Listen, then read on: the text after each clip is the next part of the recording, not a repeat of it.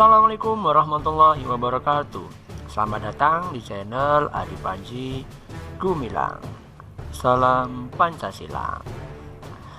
Alhamdulillahirabbil alamin. Pertama-tama marilah kita bersyukur kepada Allah Subhanahu wa taala yang senantiasa memberikan kita nikmat kesehatan dan keselamatan.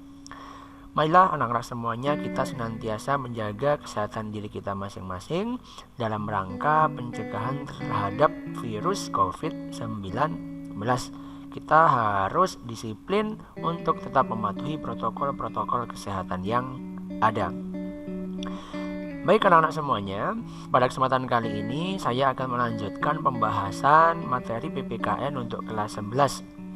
Jadi materi untuk PPKN kelas 11 bab yang kedua itu berjudul Sistem dan Dinamika Demokrasi di Indonesia. Topik yang pertama membahas tentang hakikat demokrasi. Nah, sebelum saya membahasnya lebih lanjut, marilah kita awali pembahasan kita pada kesempatan kali ini dengan membaca basmalah terlebih dahulu. Bismillahirrahmanirrahim.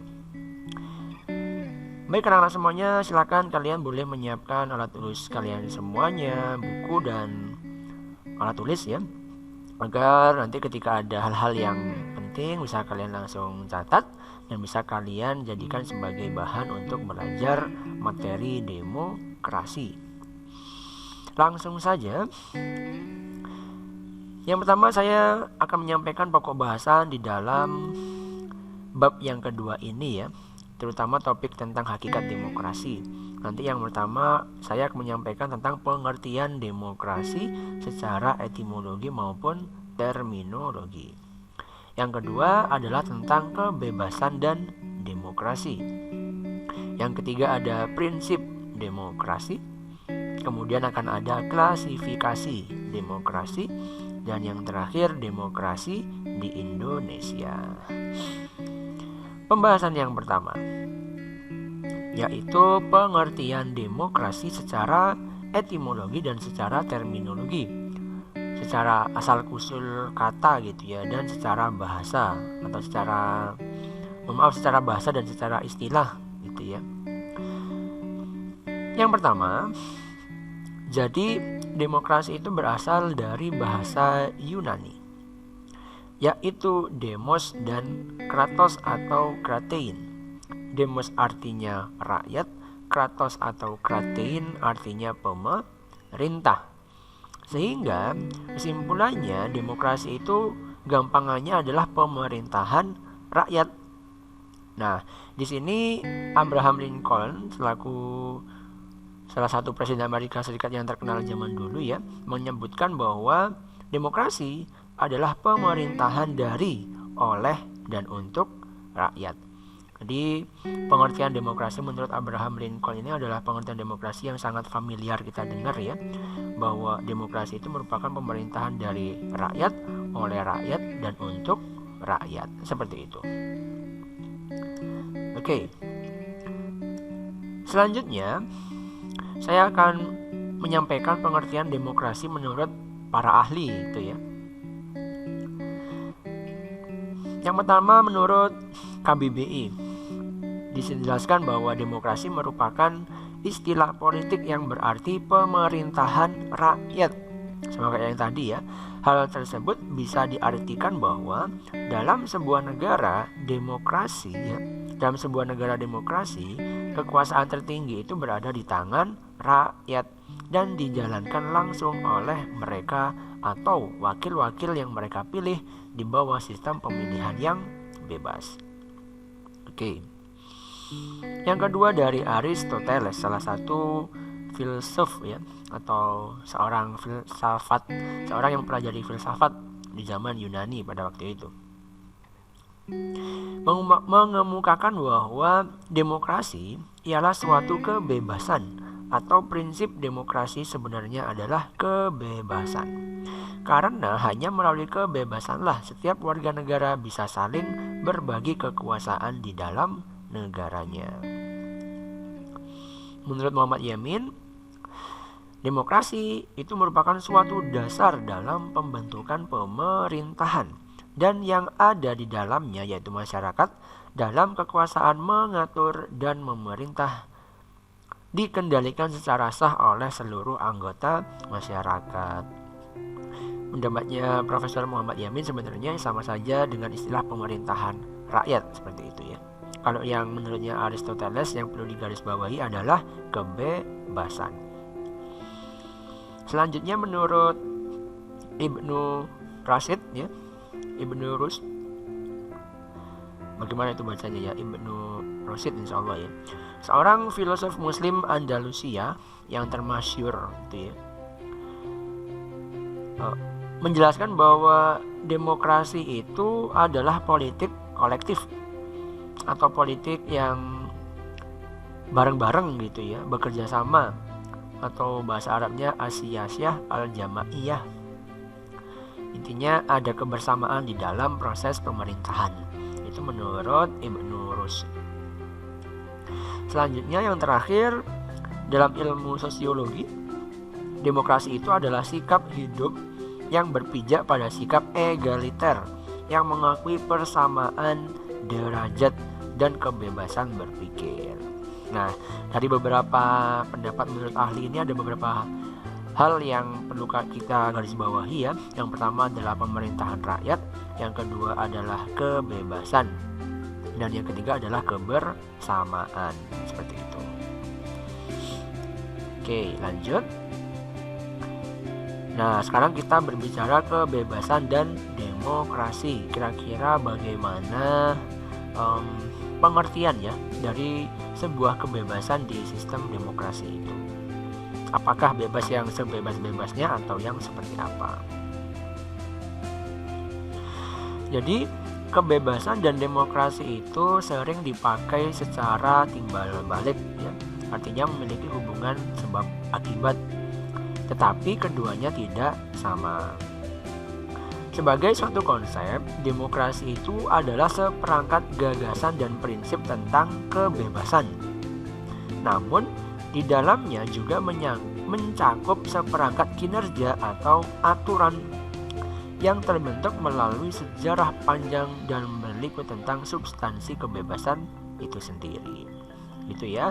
Jadi dalam demokrasi, kan hakikat demokrasi itu kebebasan, tetapi di dalam kebebasan itu sebenarnya ada seperangkat aturan gitu ya, agar bisa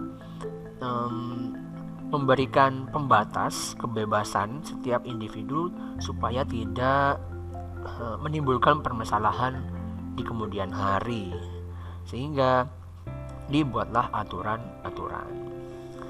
Singkatnya ya, atau pendeknya, demokrasi itu adalah pelembagaan dari kebebasan. Artinya, kebebasan yang dimiliki oleh rakyat atau individu itu diatur dan diarahkan oleh sebuah lembaga kekuasaan. Di sini pemerintah, yang sumber kekuasaannya itu berasal dari rakyat melalui pemilihan umum ya, dan dijalankan sendiri oleh rakyat, sehingga kebebasan yang mereka miliki dapat dilaksanakan secara bertanggung jawab dan tidak melanggar kebebasan yang dimiliki oleh orang lain. Nah, dari penjelasan ini sebenarnya kita bisa menarik benang merah ya antara konsep demokrasi dan konsep hak asasi manusia, karena menurut sejarahnya mereka itu sama-sama berasal dari permasalahan yang sama begitu ya, karena kesewenang-wenangan. Selanjutnya, prinsip demokrasi. Di sini saya mengambil dari buku siswa kalian ya. Di dalam sana dijelaskan bahwa Alamudi, Bapak Alamudi ya, itu sebagaimana dikutip oleh Sri Wurian dan Saifullah dalam buku yang berjudul Ilmu Kewarganegaraan, itu menyebutkan beberapa prinsip atau soko guru demokrasi. Di antaranya sebagai berikut. Yang pertama, jelas bahwa demokrasi itu kedaulatan rakyat, atau rakyat itu memiliki kewenangannya, memiliki hak yang sangat besar dalam sebuah negara, dalam sebuah pemerintahan.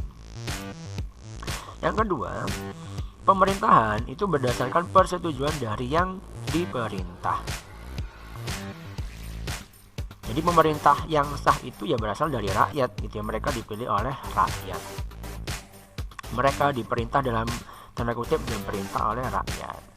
Yang ketiga, kekuasaan mayoritas. Jadi yang berkuasa itu adalah yang memiliki suara yang paling besar atau suara mayoritas. Seperti itu ya dalam pemilihan umum. Hak-hak minoritas. Meskipun kekuasaan itu dipimpin oleh seseorang yang memiliki suara yang banyak, tetapi hak-hak dari suara-suara yang sedikit itu tidak boleh dihilangkan, harus tetap diakomodir atau diakomodasi agar hak-hak mereka itu bisa terlaksana dengan baik. Kelima, ada jaminan hak asasi manusia. Ini adalah prinsip demokrasi. Jadi dalam negara demokrasi itu kita bisa bebas mengeluarkan pendapat kita bebas untuk mendirikan sebuah organisasi, kita berhak untuk mendapatkan pendidikan, pekerjaan, dan lain-lain.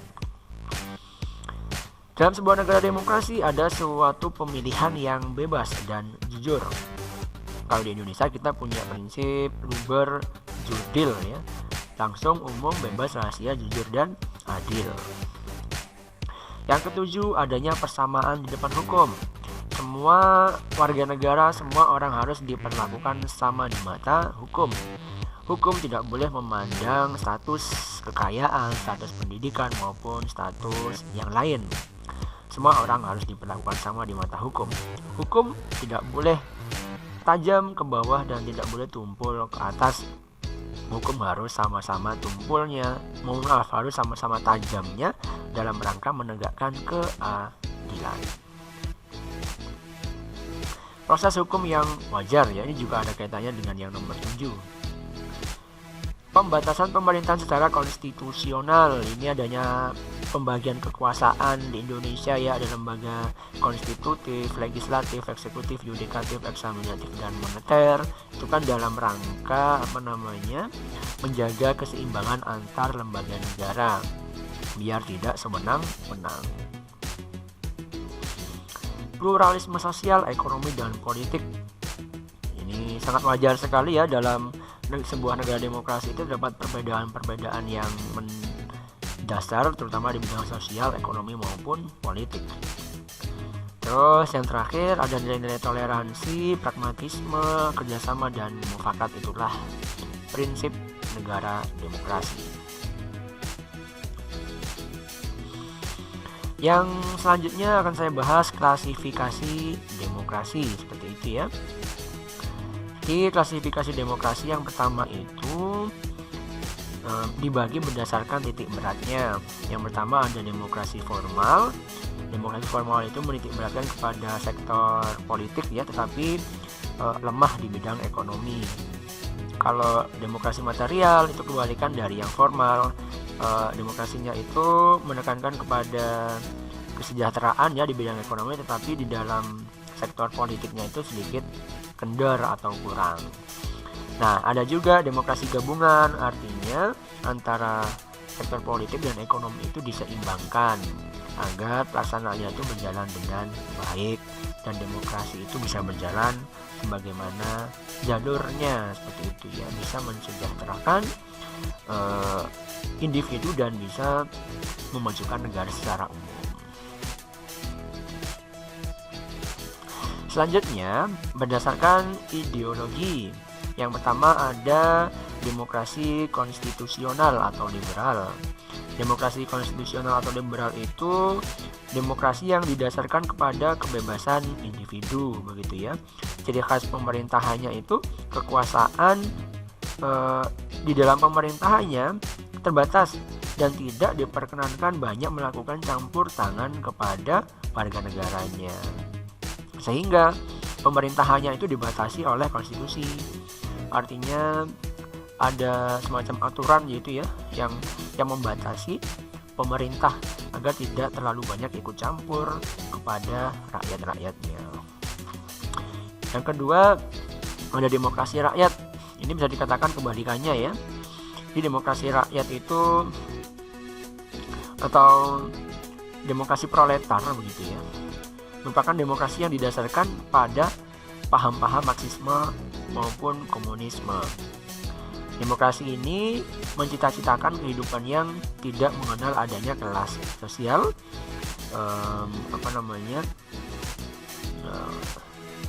manusia atau rakyat atau warga negara itu dibebaskan untuk memiliki segala sumber daya alam secara pribadi begitu ya, tanpa adanya penindasan serta paksaan. Tapi terkadang ketika pemerintah dari negara yang menganut paham ini ingin mencapai tujuan yang dicapai, terkadang harus dilakukan dengan cara-cara kekerasan gitu ya, atau dengan cara-cara yang paksa. Itulah demokrasi yang kita bahas nomor 2 ya, yaitu berdasarkan ideologi. Yang ketiga, berdasarkan proses penyaluran kehendak rakyat. Ada demokrasi yang langsung dan ada demokrasi yang tidak langsung. Kalau yang langsung itu Indonesia ya. Indonesia kan sistem pemilihannya, tetapi ya sistem pemilihannya kan mengenai sistem pemilihan langsung, artinya seluruh rakyat Indonesia itu diberikan kewenangan, diberikan hak suara untuk menentukan siapa yang akan memimpin Indonesia. Kalau demokrasi tidak langsung itu diwakilkan oleh pejabat-pejabat yang dipilih melalui pemilu oleh rakyat begitu. Tapi tidak semua rakyat itu ikut andil di dalam sebuah proses pemilihan pemimpin. Jadi membedakan antara demokrasi langsung dan tidak langsung, keterlibatan rakyat ya. Yang langsung itu semuanya terlibat, yang tidak langsung itu diwakilkan. Ini yang terakhir, ada sedikit gambaran ya untuk materi berikutnya berkaitan dengan demokrasi di Indonesia. Seperti yang kita ketahui bahwa Indonesia menerapkan sebuah ideologi yang bernama Pancasila. Oleh sebab itu, penerapan demokrasi di Indonesia itu didasari oleh sila kerakyatan yang dipimpin oleh hikmat kebijaksanaan dalam permusyawaratan perwakilan. Atau demokrasi di Indonesia itu didasari oleh sila keempat, yang mana dijiwai oleh sila pertama, sila kedua, sila ketiga, dan menjiwai sila kelima, seperti itu. Inilah gambaran pembahasan kita untuk minggu depan yang berkaitan dengan demokrasi di Indonesia dan bagaimana dinamika atau perkembangan demokrasi yang berlaku di negara kita. Baik anak-anak, cukup sekian sedikit pembahasan berkaitan dengan hakikat demokrasi di Indonesia. Marilah kita menjadi warga negara yang baik dan benar. Marilah kita menjunjung tinggi hak-hak kita, tetapi jangan sampai kita melanggar hak-hak orang lain. Kebebasan yang kita miliki adalah kebebasan yang bertanggung jawab agar tidak merugikan orang lain. Semoga ada manfaatnya. Silahkan kalau misalnya ada yang ingin kalian tanyakan, langsung kalian tanyakan di kolom komentar atau melalui media sosial yang ada. Terima kasih. Wassalamualaikum warahmatullahi wabarakatuh. Salam Pancasila.